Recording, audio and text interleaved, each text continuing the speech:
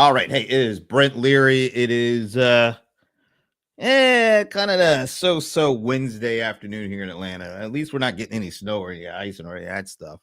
A little spritzer here or there, but I will take it compared to what's going on in some other places. Anyway, this is my first few good minutes of this week. It's been an interesting week so far. Before I bring out my guests and start talking about, CRM kind of stuff, would like to say this for tomorrow's CRM Players Show. It's going to be a special show tribute to Marshall Lager. For those who might not know, Marshall passed away last week. It was sudden and surprising to a lot of us because literally I had just seen him 3 straight weeks at different industry events. And so when I got the news, I was like in shock for the most part. And I think a lot of us are. But anyway, what we wanted to do is use the CRM Players show this Thursday to celebrate Marshall's life, to remember Marshall Lager. So please feel free to join us. If you have something you'd like to say, an experience you'd like to share, Marshall was such a good guy and well thought of guy and funny guy and sarcastic kind of guy.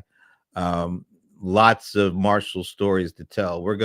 Paul Greenberg and I are going to tell some of ours, but we also invite you to share your Marshall stories with us tomorrow, 3 p.m. Eastern.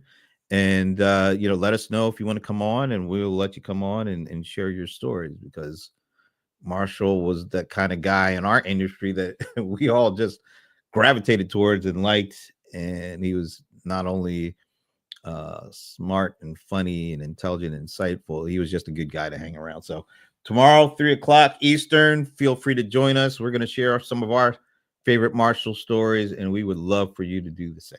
All right. Something else that came up. Facebook is good for some stuff every now and again. Not a whole lot, but for some things. So this morning, I got my Facebook memories thing. This image, this is from a conversation I did. It's hard to believe, 7 years ago with Sridhar Vembu. At the time, he was the CEO and he's a co-founder of Zoho. And although this is a 7-year-old quote, could this be any more timely now or ever? I mean, when you think about it, if you're going to hire a lot of people, hire a lot of people with a lot of humility. I think that's a timeless quote. And quite honestly, it's a very fitting quote because he just moved away from being the CEO of Zoho to becoming the chief scientist. And I had a chance to spend a few good minutes with him at the Zoho Day event not too long ago, a couple weeks ago. And one of the reasons why he said it was time for him to move over to go to chief scientist from the CEO is because no one lives forever. And he thought it was, a good time for him to turn over the reins to some other people to get the company, used to having other people being in that CEO position. And so when he talks about hire people with a lot of humility, takes a lot of humility for a CEO to pass the reins on without being told to pass the reins on. So love that this quote came up because it's rather fitting for who he is and what he's been all about. So one last thing I'd like to do before I bring my guest on. Last week, I had a really good conversation with Don Sherman, who is the Chief Technology Officer over at Pega. And we were talking about, they just announced their Pega Agent Experience, and it's a tool I guess you could say it's a tool that basically takes the workflows that are created through automation through the Pega Blueprint product. And it actually takes these workflows and turns them into agents and using workflow orchestration to do so. And he said something that was really interesting in terms of why this is really an important step to really focus people on workflow versus focus people on prompt engineering. I was like, okay, that sounds really interesting. I asked him to go into that a little bit, and this is what he had to say. Prompt engineering is a really subtle, and I would say it's more of an art than science. Like, you can get very different responses from a large language model depending on how you phrase your prompt, how you use it, what model you're using on the back end can change how it interprets it, which is great if you're trying to do creative things. It's great if you're trying to, like, do some writing, or you want to maybe to generate some images for you, or like we do with Blueprint, you want it to recommend a starting point for a workflow definition. I love that. But oftentimes a business is certified with a regulator or certified with a compliance team. And that rather than relying on just sort of free-form prompts, which an agent won't necessarily follow with any degree of predictability, if I can use a workflow to tell an agent exactly what steps to follow, I get predictability, but I also get the power of the agent to be able to navigate that workflow, explain that workflow in different channels, interact with different people across that workflow. Really interesting stuff there. I hadn't really thought about it like that, but the way he put it, and there's been a lot of emphasis on prompts and prompt engineering over the last year and a half or so. But if we're now getting the ability to actually focus more heavily on workflow orchestration and workflow and processes and still be able to use this stuff for good, I think that's really interesting. I think that's really a good direction that we're going in. So very cool. Shout out to Don for kind of explaining that to me in a way that I hadn't really heard it before. Now, I think I'm going to get some more explanations of things I haven't really thought of before right now as I bring out my guest. Now, I talk a lot about CRM, of course, because, well, I've been doing that for about 2 decades or so. And my guest has also been talking about CRM for like 25 years, I think, or so or thereabouts. And he is, I would say, maybe, do they call it a graduate? So a graduate of Salesforce University, something like that. He spent a lot of time at Salesforce. And currently he's at a company called Monday.com, who they've already made a name for themselves, and they started making a name for themselves, particularly in CRM over the last couple of years. So I'm going to bring out Jeff Rosenthal, who is the head of CRM strategy and product strategy for Monday for North America. Jeff, thank you for joining me, man. This is great. Thanks for having me, Brent. I'm a big fan, and I've been looking forward to my day in the hot seat with you. Also wanted to just lean into something you brought up. I was really personally wanted to just come in and say how sorry I am for Marshall's passing. I think you hit the hammer right on the nail when you said it. He was incredibly smart guy and funny. He just had this really quick wit to him to put the humor on every point of view. So his passing is not lost in the thoughts that we all have today. So thank you very much for having me, and thank you for that recognition of Marshall as well. Matter of fact, when you said point of view, I originally knew Marshall from Point of View, which was the column he wrote for CRM Magazine for so many years. So thanks for bringing that out. I was like, oh, yeah, Point of View. Yeah, that is definitely Marshall. So anyway, let's talk a little bit about you and your experiences before we jump into Monday. I mentioned that you've been a CRM guy for a number of years, but maybe you could explain a little bit more about that. Absolutely. So the last 11 or so years before I came to Monday, I was at Salesforce and held a number of leadership roles around go-to-market strategy and product management. Much of my background in the CRM industry was focused primarily on service side. So contact center and customer service delivery and fulfillment. Earlier, before Salesforce, I spent about 10 years at Gartner. And prior to that, I began a lot of my career in CRM in the Siebel ecosystem at EDS, where we ran contact center as a service. And I joined Salesforce at a really interesting time back around 2013, where they were really beginning to unlock a lot of the Salesforce automation platform for their customer 360 applications, the connected contact center for service and marketing automation and commerce automation. And, I think with a lot of growth also comes a lot of challenges in development and adoption that prompted me to look at new ways to reimagine CRM for a different kind of customer. I joined Monday largely out of an understanding that many of the business needs for CRM systems were not addressing what happens after the sale, the post-sale processes, and continued complexity around implementation and pathways to feature adoption that just made the ownership and operation of many CRM systems complicated and cumbersome to manage.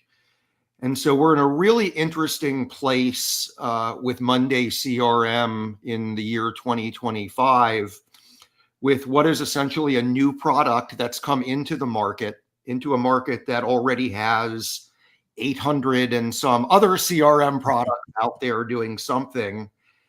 And I think we're really tapping into some things that companies have been asking for a long time, especially around automating and connecting the sales cycle to a post-sale process for things like project management, delivery, fulfillment, and making it easy, making CRM more consumable again for that mid-market and SMB type of customer who can turn things on, activate tools, but at the same time, have that flexibility to configure and customize things to their liking.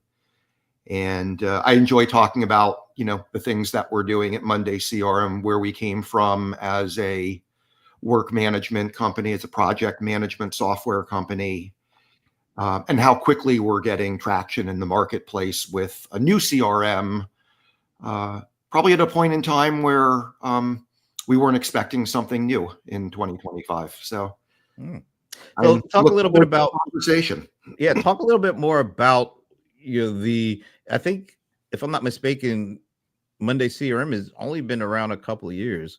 Monday, the company has been around, and you mentioned project management and work management, but just talk about the traction that you're getting from a CRM standpoint in only 2 years.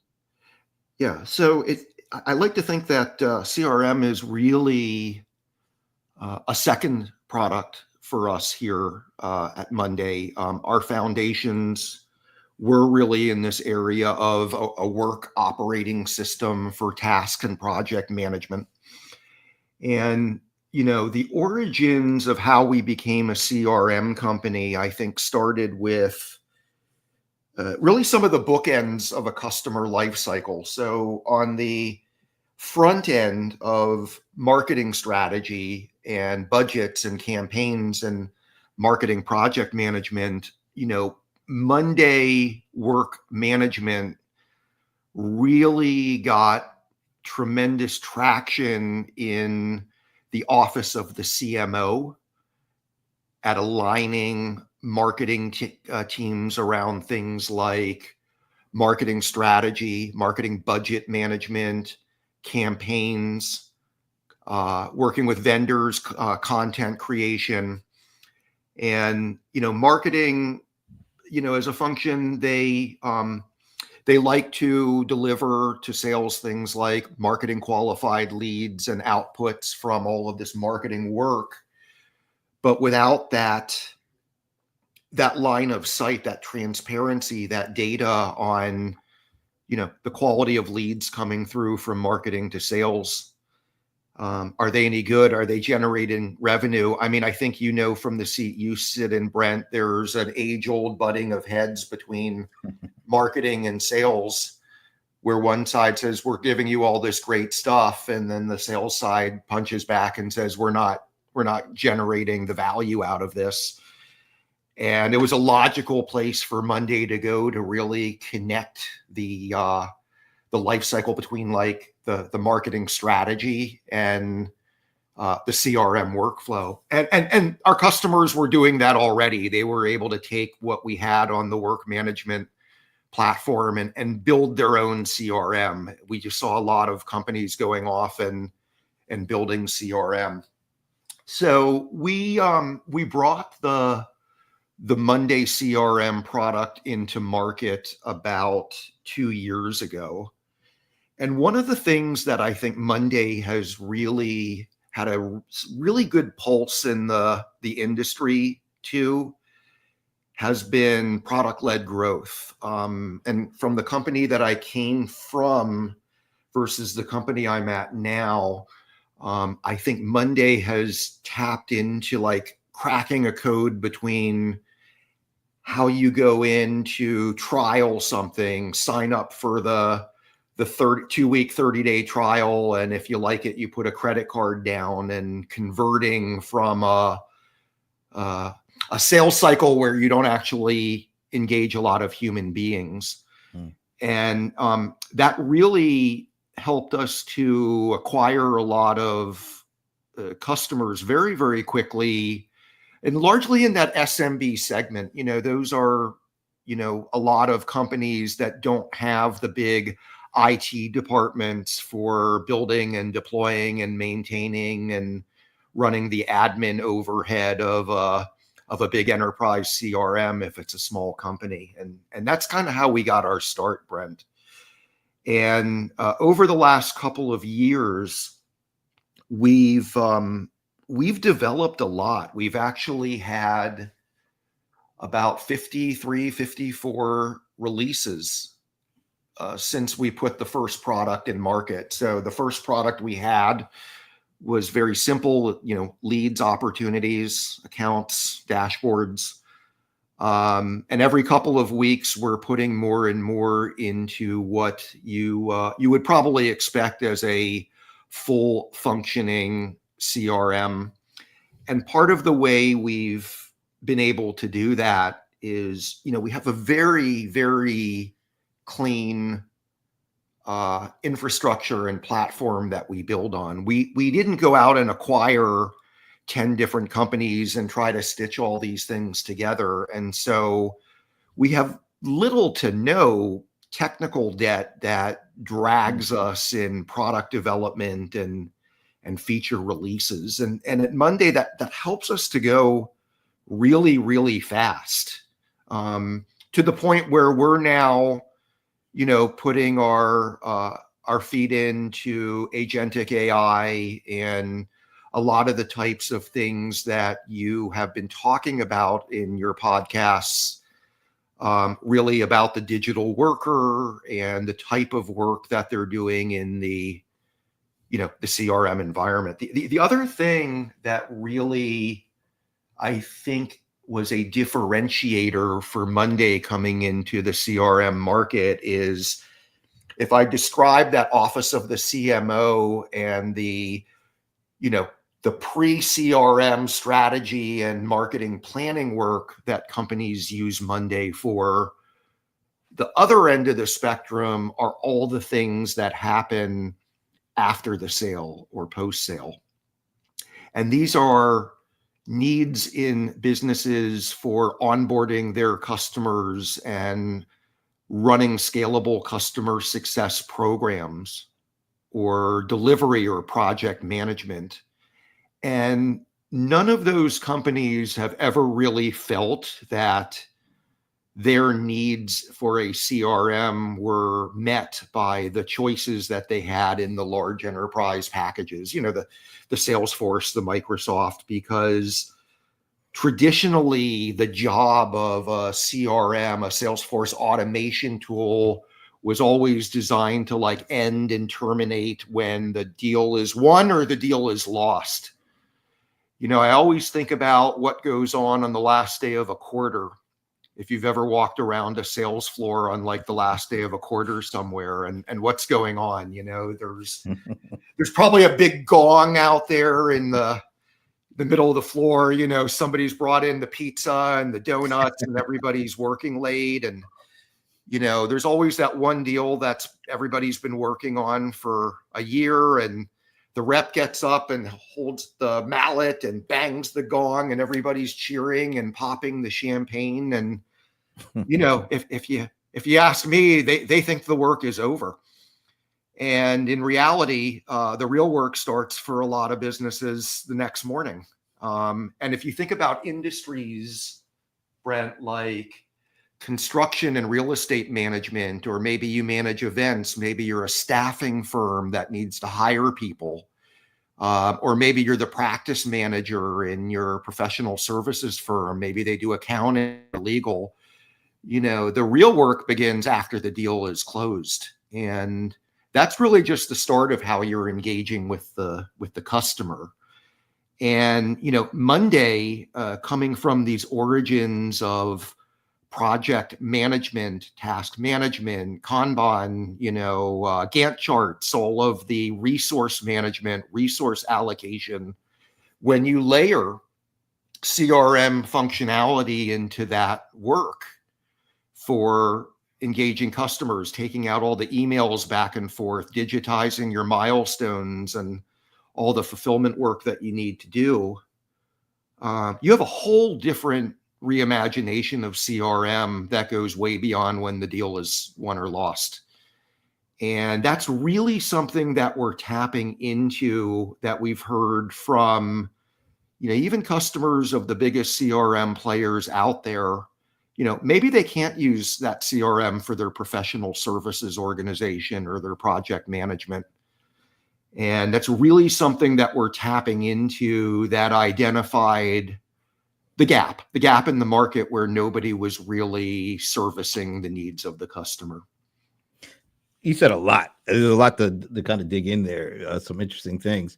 And I don't know how, how specific you'd be with like any numbers or anything, but you said you really came on board about 2 years ago, and you've already made some significant milestones in those 2 years. I know we talked about it before, and I don't know how much you can share with that, but over 27,000 paid customers in under 2 years. And again, this is the second product for Monday. We're over $1 billion in ARR revenue now, and this is a big chunk, and this is a big growth engine for our company.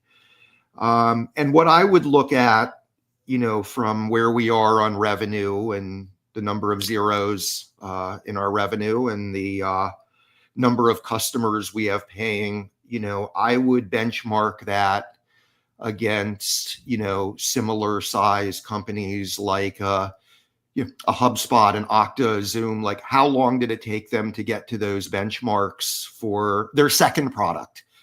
And we're going very, very fast. So we're acquiring a lot of market share very, very quickly. And, if you hear me say this is a unicorn or this is a breakout product for CRM, it's because we've gotten to a certain threshold of paid customers probably faster than any other CRM or second product for a major SaaS company.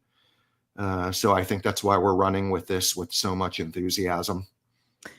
When you think about kind of the foundation of Monday and then tacking CRM onto it, and I think you said basically you haven't made any acquisitions. This is all organic, homegrown, home built, a platform, and you're able to now layer on different things on top of that foundation, and CRM being one of them. And the importance of that in terms of being able to move quickly. When you think of the last 2 years, like when you were, I guess, when Monday CRM is kind of being introduced, it was kind of being introduced at a time in CRM where, well, the Chat GPT era. I mean, so talk a little bit about how has that introduction shaped what you have put into the CRM space, and how quickly have you had to adapt things while this whole thing is evolving? Because last year it was all about Gen AI, and then towards the end of last year it was all about agentic AI, where it's being introduced. Now it is completely full bore about that. Agentic. How have you managed that as you are bringing on to this CRM product that Monday is just introduced right about the same time that all that was breaking out. Yeah.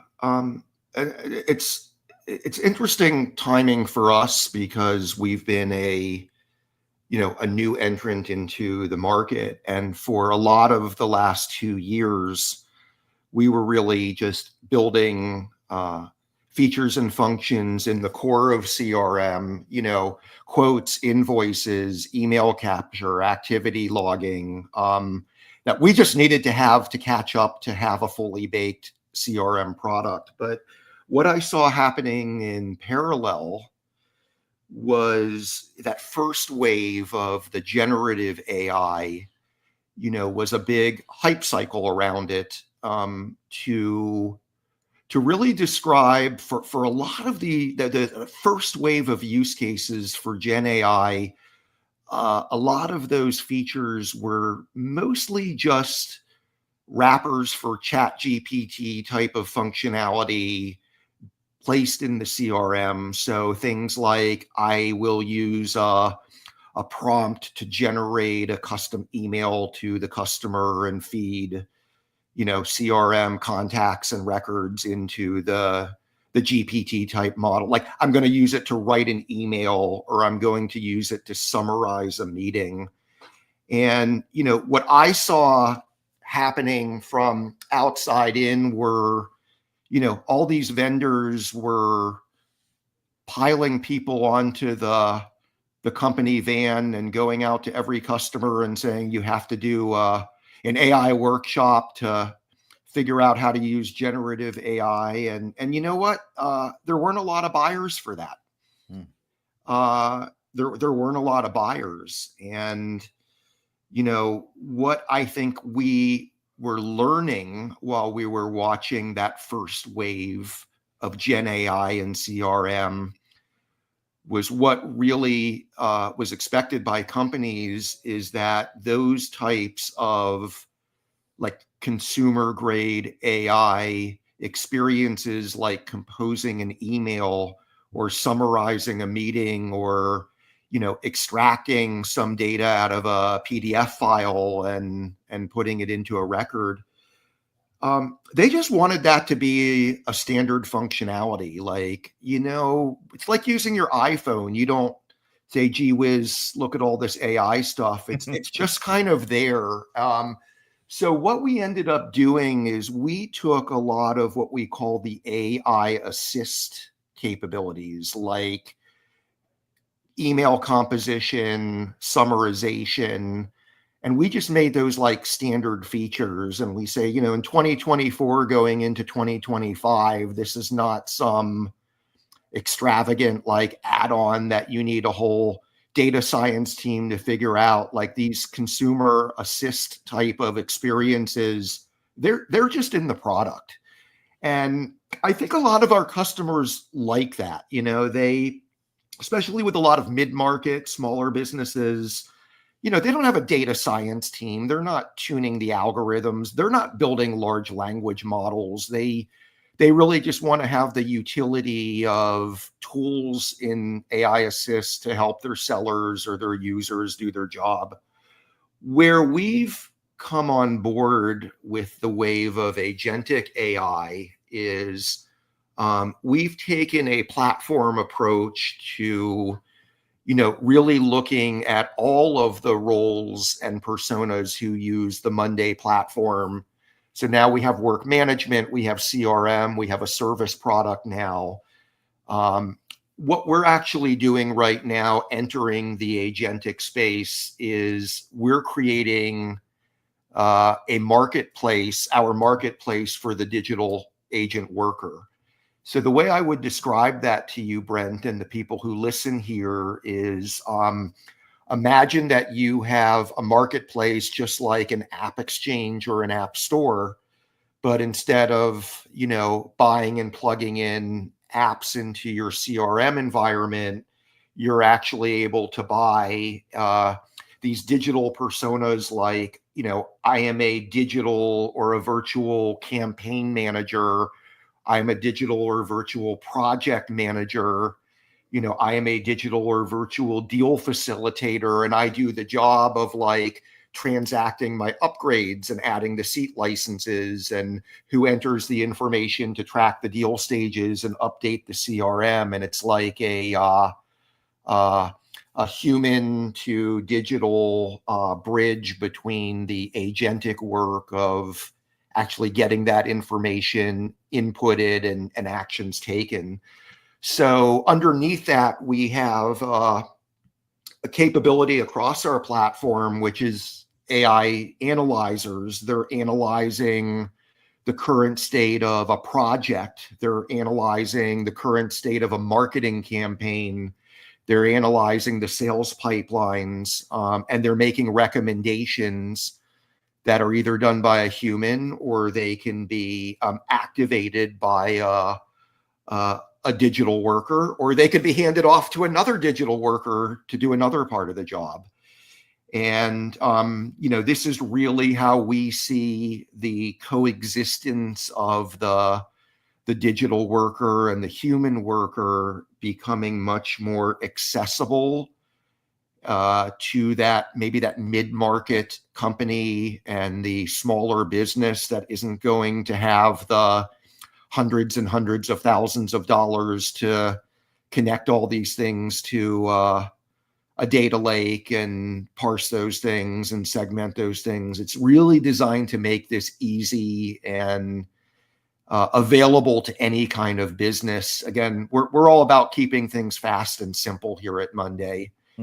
And I think this is really going to democratize that type of digital worker, that type of agentic AI, where I think many of the large players are mainly focused on the biggest of the biggest enterprise customers who can spend maybe a different price point for those types of services. When I think about all this AI, and you can, if it's gen or agentic or whatever, predictive or prescriptive or whatever adjective or word you want to use. When I talk to actual like small, mid-size SMB kind of people, they don't really care about all that. But what they care about is still having the same challenges that they faced like a decade over decades. They still haven't gotten a lot of the things that haven't been easy for them to do fixed yet. So I think there's a lot of opportunity just to point this stuff at things that have been challenges forever, instead of kind of always looking towards the kind of the yonder and saying, oh my God, we'll be able to do this and that. I think folks would be really will feel really good about this AI stuff, even if they don't know it's AI, if it actually solves things that they've been wanting solved for decades. And I think that's why look at a company like what you guys are, and it just feels to me like you're pointing in things that have been hard for them and have been difficult for them, particularly the post sales stuff. Yeah. I think that is why, this is just my opinion, why you guys have grown the way you have, is because you're focusing on that, and now you're applying this, these things that we are hearing everybody talk about, but you're actually applying it to real needs that have been something that these folks have been trying to get solved forever. How has those needs, is this kind of this new technology, how is it actually helping them get past these needs, and how are those needs changed over time? Because nothing stays the same. I mean, even if the top line thing is, yeah, we need help with this, but it's how that is being driven that might have changed over the years. So how does Monday help them with this without losing them, because some of the stuff that is helping them is AI, and they really don't care about hearing about how great AI is at this point? No, I think what our customers care about has more to do with breaking down silos of work and the ways that inter or cross-departmental silos and organizations impede a wider understanding of what's going on in the work, in the customer journey, in the output of work. And, I think that the way that AI is unlocking solutions to these old problems is more about, using intelligence to accelerate, number one, the decision process and the automation process. So, for example, when I think about some of the historical pain points with handing off a sale to a fulfillment department or an onboarding department or a project management department, what are the first things that department struggles with? Well, they may not even have all of the history of what the customer ordered and what they talked about in the scoping meetings. They may not have any visibility on what the customer asked for. They're just getting on the phone and saying, "Hi, Brent, I'm Jeff from your solar company, and tell me a little bit about what you've been working with my company on, so we can." Right? I mean, there's just a lack of I like that. visibility of the work, and you I want to like say, what you "Yeah, said, I've though. been talking to your company for 6 months, and you have all my documents already." I like what you said, though. Hey, tell me about the stuff that we're helping you with. That's not the best way to approach your customer, like having them tell you what you're supposed to be doing for them. Yeah, but what can AI do differently? Well, Yeah. you have to resource the delivery team. Maybe you have to look at constraints like who's available, where are they located geographically, what other projects are they on. So you have to optimize. And optimization used to be this whole other art or whole other science. And I think AI is really just solving the problem of tuning optimization to make it really, really easy. What needs to go on the truck and who needs to go out and deliver it and who's available and where are they? And, my AI can tell me all that, and these things used to be very hard to implement, right? So I think, when I look at some of the companies that, we work with, and how they see that value in post sales. So, one company, I talked to the CIO there a lot. It's a company called Velve. They're a software development company. They do a lot of work for Google and for Amazon. So you can imagine, like, closing a project is really just the starting point. And usually what they have suffered with are like all the emails back and forth of, this is a resume of somebody we can put on the project, and they have this certification and they have this clearance, and just a lot of back and forth that a CRM tool can automate and shortcut very rapidly. So, it used to take people a lot of time to assemble like the project delivery team and the resources and getting statements of work and milestones approved. So putting CRM and project management together does that very well. But there's another company that I think of. They're called Art Logic. I think I've talked to you about them. They make a vertical CRM package for the art gallery industry. So I always call them like what Toast does for restaurants, they do for art galleries, and their productivity is all about, like, they don't make money until the customer is onboarded and using their system. So they can sell all they want to, but if they can't get customers up and running, they're not making any money. And when you take a tool like Monday to drive efficiency to the onboarding process, it means they can run 150% of the same baseline of customers through onboarding every month. That's 50% more customers they can onboard into the system with the same number of customer support managers, or they can grow and take on more customers and support them with fewer people. And, to me, those are the age-old problems that we're solving. It's like efficiency, throughput, less email, less phone calls, and more throughput. We But do all that very well. Yeah, we do that very well. Yeah. It sounds like I played a clip before I brought you on with Don Sherman over at Pega, talked about, the importance of really being able to focus more on workflow orchestration versus prompt engineering. And it feels like what you're saying kind of matches up to that, because you're focusing more on processes and workflows. And I think that's where your customers want to focus on, particularly when it comes to, now that the sale is over, what happens next. You don't really want your customers doing the prompt engineering stuff. You really want them to be able to focus more on, workflow automation, process, workflow orchestration, and how some of these technologies helps to improve and automate that.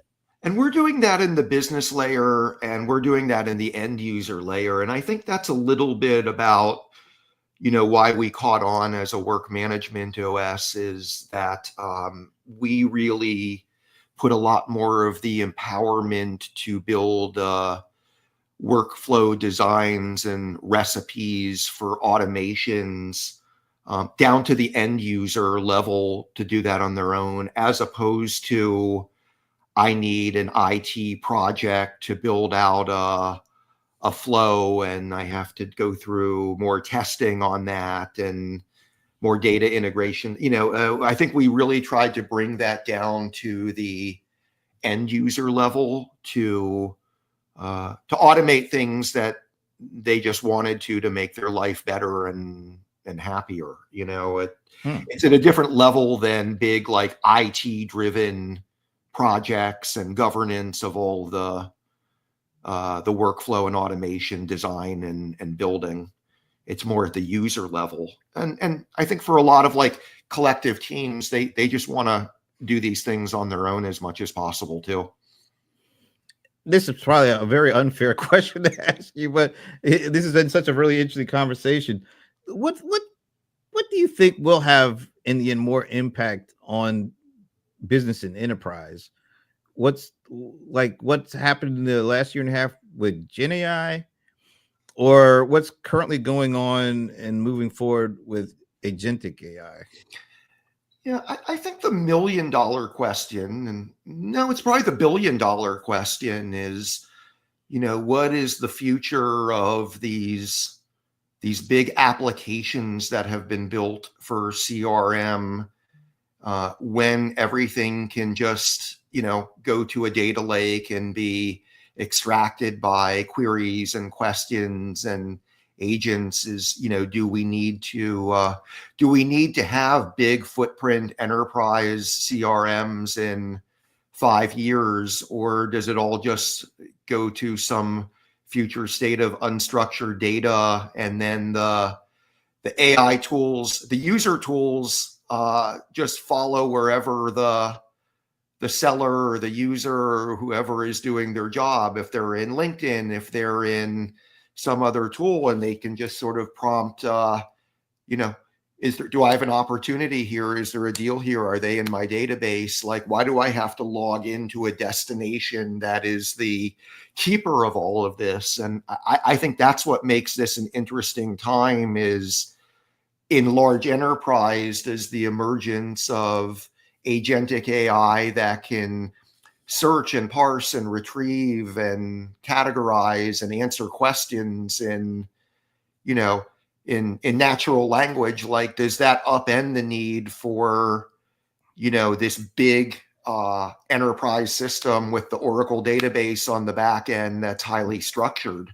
I don't know the answer to that. I think reality is somewhere in between, that there's still a mission around, the big data within CRM, but you're going to see an emergence of more of these AI-powered microservices for like a specific job I want to do while I'm doing my job, and I don't have to go into CRM to do that.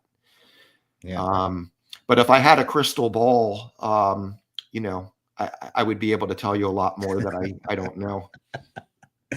Oh, no, this is great. It's always coming back to that. Like, over the last 5 or 6 months, we've had this conversation about, well, the rise of LLMs and machine learning and all these different kinds of AI, and the ability for them to deal with unstructured data. will that topple the relational database foundation of enterprise applications? And I think it's a mixed bag. Some are saying, yeah, eventually it will. And then I had this really good conversation over at Zoho Day with Sridhar Vimbu, who was the CEO. Now he's the chief scientist. And we started talking about that. And he said something I hadn't really thought of before, which is LLMs are great, but who deletes information from an LLM? Who has the ability to do that? Like with a relational database, organizations have their data in a relational database, and you can insert, update, edit, delete, whatever. But when it goes to an LLM, how does it get out of an LLM if somebody wants it to? And that's a really great question to ask, because it's not an easy one to answer right now. And until that happens, how can enterprises really transition away from that current architecture? Well, I'll be following, your voice in the industry and your podcasts, and I'm always going to be, in the audience when you do these things. So I'm going to be looking for the same answers you are, Brent. By the way, last question here, because we've never had you on either on the players or on here, so I have no idea what the answer to this is. And this has been like a question. If you give me the wrong answer, I'll never speak to you again. I softened a little bit on that, but we'll see. Do you have a favorite NFL team? Well, I'm a Steelers fan, and I bleed hard for the black and gold. Pittsburgh guy, and those loyalties run pretty deep. So go Steelers. All right. You know what? There's only ever been one terrible answer to that, and that's the Patriots. So you're good. We're good. I'm good. But I will say this: Steelers were the first ones to break my Rams' heart. Yeah, they did. When I was a little kid, man, I still remember 31 Vince to 19. Ferragamo and Vince Ferragamo, right? Wendell Tyler tried to run Oh up my the God. middle on them Oh my and gosh. ran smack into Joe Green. So You're just like putting that knife in and twisting it at this point. But it's really cool. Look, I remember we were winning 19-17 when we went into the fourth quarter, and then Terry Bradshaw threw that John Stallworth, Rod Perry. Just anyway. All right, we need to move on. Hey, Jeff, this has been really great. I really enjoyed this conversation. And where can people learn more about what you guys are doing? Hey, connect with me on LinkedIn, and we'll talk directly. Awesome. Well, once again, Jeff Rosenthal from Monday.com, and join us tomorrow for Remembering Marshall Lager. If you have something you want to share, 3:00 Eastern tomorrow, please feel free to join us. All right. I will see you then. Take care.